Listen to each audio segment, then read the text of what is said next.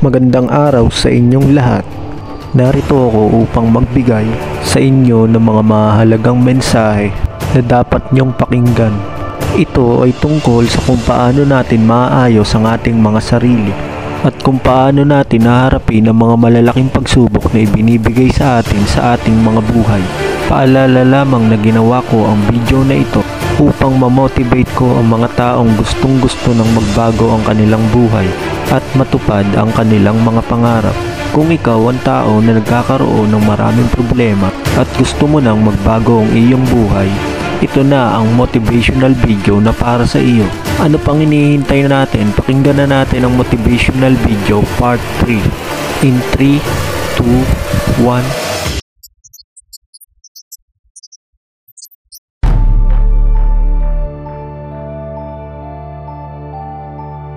Sa una at ikalawang video na aking ina-upload ay lagi kong binabanggit ang salitang disiplina.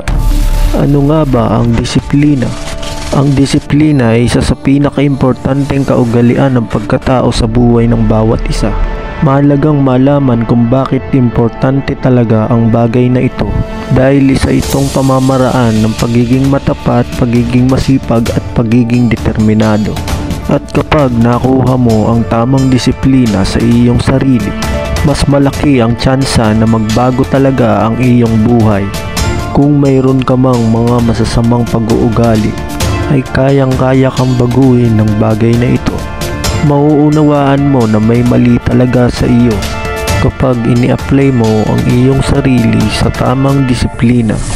Baka magulat ka na yung dati mong masasamang pag-uugali ay nawala na sa iyo at masasabi mo sa sarili mo na ang laki pala talaga ng kaibahan kung ang isang tao ay magiging disiplinado sa kanyang buhay.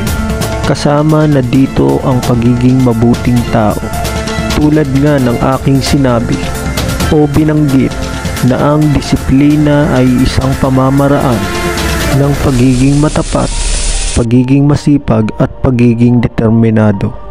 Kaya kung ikaw ay matapat, ibig sabihin, hindi ka magsisinungaling, hindi ka magnanakaw, at hindi ka makagagawa ng isang masamang bagay o gawaing tulad ng ginagawa ng ibang tao. At ang mga masasamang pag-uugali ay kasama na sa pagkawala ng disiplina sa ating sarili. Alinman sa aking nabanggit ay dapat mong suriing mabuti sa iyong sarili kung ikaw ba ay may disiplina o wala. Pangalawa sa nabanggit ang pagiging masipag.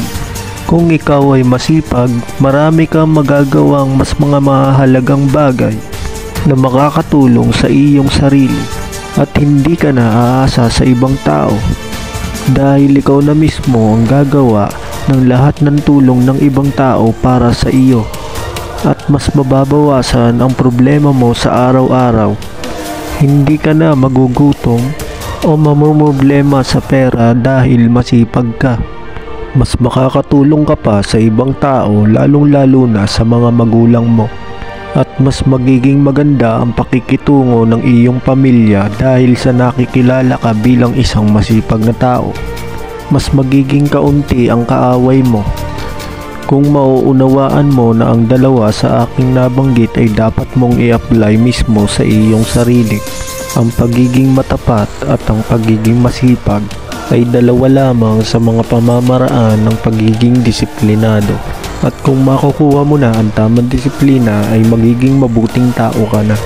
At ang pangatlo sa nabanggit ay ang pagiging determinado.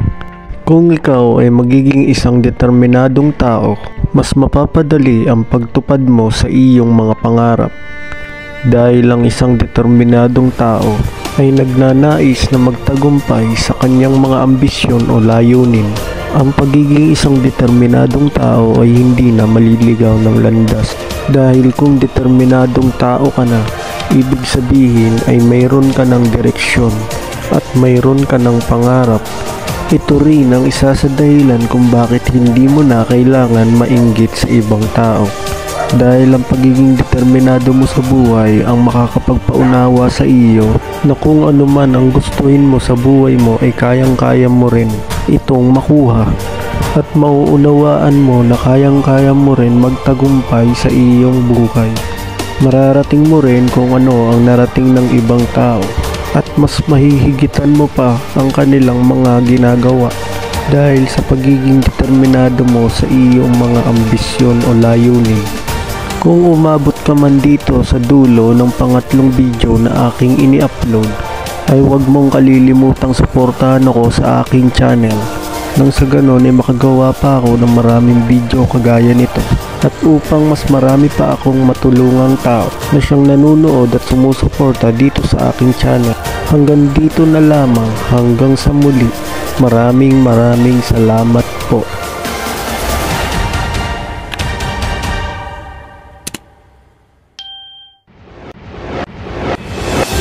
Para po sa lahat ng mga nakapanood ng aking video, sana po ay nagustuhan ninyo at wag po kayong magsasawang sumuporta dito sa aking channel.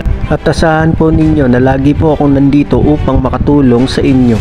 Nawa ay marami pa akong may upload na video at marami pa akong matulungang tao. Maraming salamat po sa inyong lahat.